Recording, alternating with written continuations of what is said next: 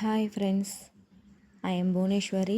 உங்கள் அனைவரையும் நேதாஜி அண்ட் பூவி ஃபேமிலிக்கு வரவேற்கிறேன். அனைவருக்கும் இனிய அக்ஷய திருதியை நல்வாழ்த்துக்கள். நான் எங்கள் வீட்டில் எப்படிலாம் அக்ஷய திருதியை ரொம்பவே சிம்பிளாக கொண்டாடினேன், அதை பற்றி தான் நம்ம பார்க்க போகிறோம். எங்கள் வீட்டில் இருக்க பொருட்களை வச்சு தான் நான் எல்லாத்தையும் பண்ணேன்.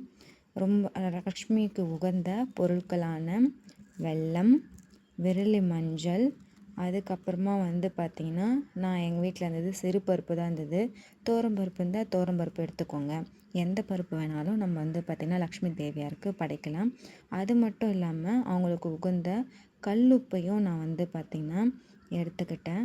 அவங்களாண்ட எடுத்துன்னு போயிட்டு வச்சாச்சு. நான் எங்கள் வீட்டில் இருந்த பொருட்களை வச்சு தான் ரொம்பவே சிம்பிளாக அன்றைக்கி பார்த்திங்கன்னா கொண்டாடினேன்.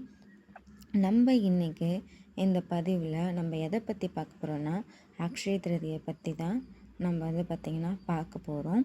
அதுக்கு முன்னாடி நம்ம சாமிக்கு பிரசாதத்தை பார்த்திங்கன்னா ரெடி பண்ணிட்டோம். அன்றைக்கி பார்த்திங்கன்னா வெள்ளை கலரில் பார்த்திங்கன்னா வைக்கணும்னு சொல்லுவாங்க. அதனால் நான் பார்த்திங்கன்னா சாமிக்கு பிரசாதமாக பாயாசம் தான் அன்றைக்கி செஞ்சேன். லக்ஷ்மி தேவியாருக்கு மட்டும் இல்லாமல் எங்கள் வீட்டில் இருந்த மீதி சாமிங்களுக்கும் பார்த்திங்கன்னா பிரசாதம் நான் பார்த்திங்கன்னா வைப்பேன். அதனால் எல்லா சமையலுக்கும் சேர்த்தே அன்றைக்கி பார்த்திங்கன்னா பாயாசம் பார்த்திங்கன்னா ரெடி பண்ணிட்டேன்.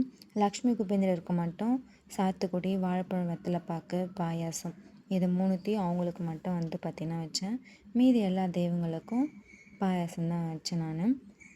இன்றைக்கி இந்த அக்ஷய திருதியை யார் யாரெல்லாம் கொண்டாடுறாங்க, எதுக்காக கொண்டாடுறாங்க அப்படின்றதையும் அதனுடைய கதை என்னது அப்படின்றதையும் நம்ம பார்த்திங்கன்னா இந்த பதிவில் ரொம்பவே விரிவாக பார்க்க போகிறோம்.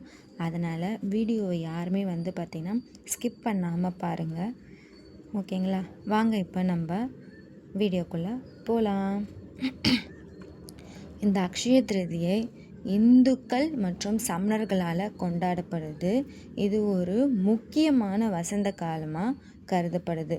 இந்த நாளை அக்ஷய திருதியை அப்படின்னா என்னதுன்னு பார்த்திங்கன்னா என்றும் நிலைத்த செழிப்பு அப்படின்னு சொல்லப்படுது. அதுக்கான அர்த்தம் அதுதான் பார்த்திங்கன்னா சொல்லப்படுது.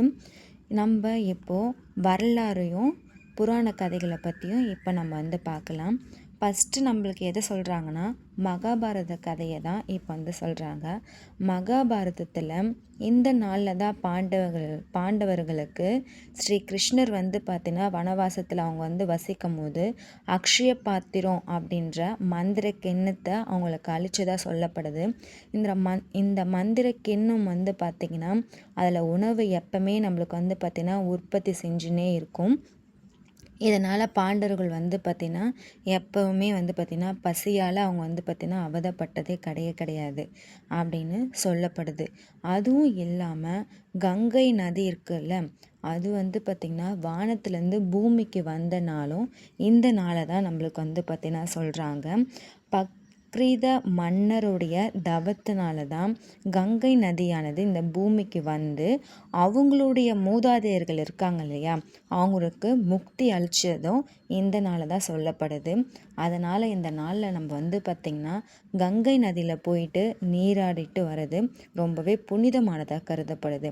நம்மளுடைய பொருட்கடவுளான குபேந்திரர் இருக்கார் இல்லையா, அவர் இந்த நாளில் தான் லக்ஷ்மி தேவியை வழிபட்டு எல்லா தேவர்களுடைய பொருளாளர் பதவியை அடைஞ்சதாக சொல்லப்படுது. இந்த நாளை நம்ம செல்வம் மற்றும் வளத்தை பெருக்குவதற்கு உகந்த நாளாகவும் அதனால தான் கருதப்படுது. அதுவும் இல்லாமல் இந்த நாளில் லக்ஷ்மியும் குபேந்திரருடைய வழிபாடையும் நம்ம செய்கிறது ரொம்பவே விசேஷமானதாக கருதப்படுது. பரசுராமர் பிறந்ததும் இந்த நாளில் தான்.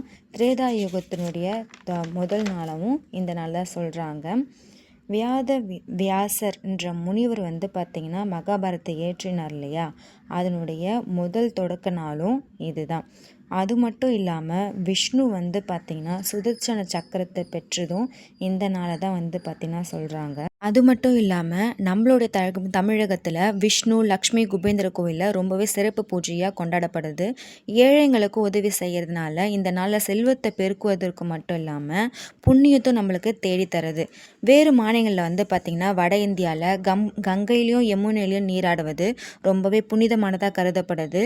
மகாராஷ்டிராவில் தொழில் தொடங்குவதற்கும் திருமணத்திற்கும் ரொம்பவே உகந்ததாக கருதப்படுது. சமண மதம் வந்து பார்த்திங்கன்னா இந்த நாளில் முதல் தீர்த்தகரான ரிஷப தேவருக்கு சிறப்பு வழிபாடும் அவருக்கு கரும்புச்சாரும் வந்து பார்த்திங்கன்னா அர்ப்பணிக்கப்படுது.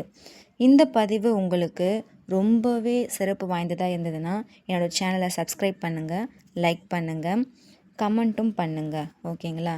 இந்த நாளில் செல்வத்தையும் அதிர்ஷ்டத்தையும் நம்ம வீட்டுக்கு கொண்டு வரலாம். அனைவருக்கும் இனிய அக்ஷய திதியை நல்வாழ்த்துக்கள்.